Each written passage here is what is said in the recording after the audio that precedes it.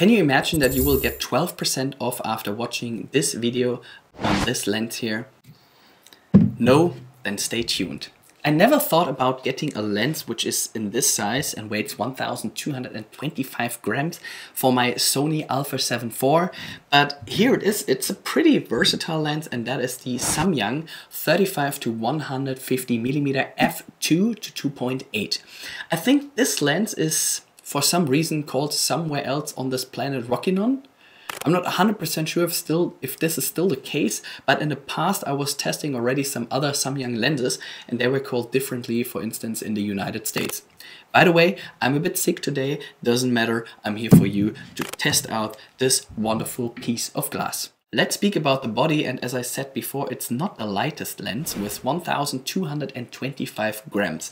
It's 15 centimeters in length, 9.3 centimeters in depth, and yeah, it's not a compact lens though. It's made for the Sony E-mount, and this lens can be used on all full frame and APS-C sensor cameras.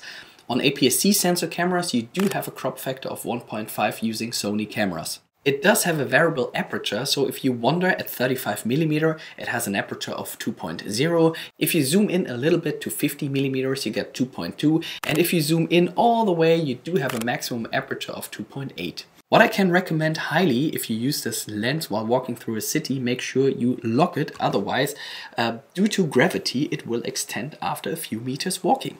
I wouldn't necessarily recommend to use this lens on small gimbals. If you use the maximum gimbal you have for, I don't know, $1,000, it will work. But in combination with a camera such as the Sony Alpha 7 IV, which is by its body itself really light, it is quite front heavy, especially if you zoom in. To protect the front element, I can recommend to get an 82mm filter, and the one I used for this review is listed in the video description below. You have some programmable buttons here around the lens, and also this switch here, which gives you 3 different options, and a switch for the autofocus and the manual focus, which I like a lot. Half a turn allows you to zoom in completely, and this lens also has a really comfortable focus ring. Let's speak about chromatic aberrations. In my point of view, this lens deals with chromatic aberrations quite well. I zoomed into a lot of pictures and I haven't seen any of them. Maybe in some corners, sometimes a magenta shimmer or something, but that's all. By the way, there's no automatic correction available in Adobe Lightroom at the moment, but it might be there in the future. While if we speak about vignetting, that's a complete different story. I was in Cologne at the Rhine River and I took these example pictures for you. And as you can see, at 35mm wide open, you have a lot of black corners. Even if I zoom into 150mm, having an aperture of 2.8, you do see these black corners. However, if you stop down to approximately f4 to 5.6, you get rid of these dark edges in a natural way. And you can correct it anytime in post using Adobe Lightroom, however, with no automatic correction yet. Let's speak about flaring very quick, because flaring is kind of an issue at this lens if you see it as an issue, because it doesn't matter in which direction I point the lens to, you will always see some kind of flaring. You can avoid it a bit by using this small piece here that's called a lens hood, or you make use of this effect, for instance, while taking portraits during a sunset. I've watched already some reviews about this lens and some people were complaining about the autofocus. Let me explain it in my way. I would say the newer the camera is, the better the autofocus system of your camera is, the less trouble you will have with this lens. We were testing this lens on a Sony A7R Mark II and the autofocus was like really slow, really weak, not really precise. In photo mode it did a much better job than in video mode.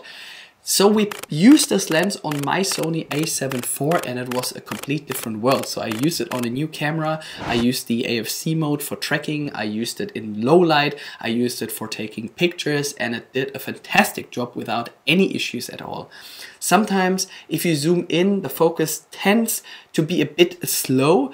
That's what I usually don't do anyways. So if I want to film something, I zoom in and from there on I capture the moment and I use the continuous autofocus system of my camera.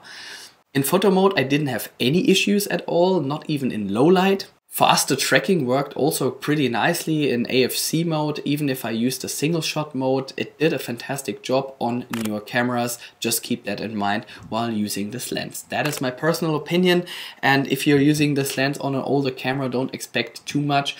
Unless you're just taking pictures of something, doesn't matter. And we found out the bigger the focus field, the better your results. I never thought about it, but why does a 35 to 150 millimeter actually make sense? Because for me, it's kind of a focal length that is not really present in my camera bag. However, I changed my mind completely about that because you're covering up so many common focal lengths, such as a 35, a 50, and a 70, an 85, a 100 if you want, even a 90 millimeter. There's some Sony lens available, which is the 90 millimeter macro lens. You have 100, a 135, and it goes up to 150 millimeter. I have also the 70 to 200 millimeter lens, and I have to tell you that I rarely shoot at 200 millimeters, so it's usually something in between. And most of the time I would say to find a good average is between 70 and 150 millimeters. And here you have a constant aperture, let's say of 2.8 through the entire focus range in just one lens. So you don't need to carry multiple fixed focal lenses with you, and you can have just one in your camera bag. Of course, it is a heavy lens, but if you're considering getting, for instance, 3 fixed focal lengths which have a fast aperture at once, then you might come across that these 3 lenses are much heavier and take more space than just this single lens here. And if you come to the idea to use this lens for vlogging, I can tell you straight away it's not gonna work. If I use this lens, for instance, on a Sony Alpha 7 IV, it is a full frame camera. However, if I shoot at 50 frames per second in 4K, it crops in. You do get this nice blur background. However, you're way too close, and after a while it just gets too heavy carrying a camera and a lens in your hand for a long time. However, it is one of the best lenses you can take on vacation with you. If you only need to decide between 2 lenses, I would get this lens here and a super wide angle lens or a zoom lens, such as the 20 to 70 millimeter. We were in Vienna and Frankfurt for you, and except for the weight, we were thrilled in any case. The weight is relative considering you're getting 3 to 5 lenses together, and the weight is significantly more than carrying just one big lens with you. Still very front heavy, but we recommend if you keep walking for a long distance to use this lock switch here at the side so the lens does not extend during your long city walking days by capturing nice architecture or something like this. So we used it for video, we used it also for taking nice portraits or close-ups. It does have a nice bokeh though, and you don't need to push the ISO too high thanks to the fast aperture. Then we come to the point sharpness actually, because some people were complaining that this lens doesn't capture sharp images. And I was wondering, because I would say most lenses out there, they do take sharp images. However, if you're getting a $30 China lens, I'm not talking about these lenses. I'm talking more about the well-made glasses that you can buy in a proper store. If you're using the correct combination out of the shutter speed, the aperture and the ISO, you do get sharp images. Don't expect to have a sharp football player in front of you by using a shutter speed of a tenth of a second and an aperture of f8 and ISO 100 during the night. It won't be sharp. But if you do use the correct mixture between the ISO, aperture and shutter speed, you do get sharp images, which can be also seen because I took some for you in RAW as in JPEG, and the link is listed in the video description below. So you can see yourself at home using Adobe Lightroom or Photoshop if the images are sharp. If you're getting a 20 millimeter, for instance, and you zoom in to 800% and you say, oh, it isn't sharp, that's not the way it usually works. If you want to have that bird over there sharp, well, get a 600 millimeter, an 800 millimeter, or even a 1200 millimeter lens, which is much heavier, much more expensive, but you can zoom in and see that this bird has blue eyes. And while we're just speaking about sharpness, let's have a look about some details, because you can capture super nice details using this lens here.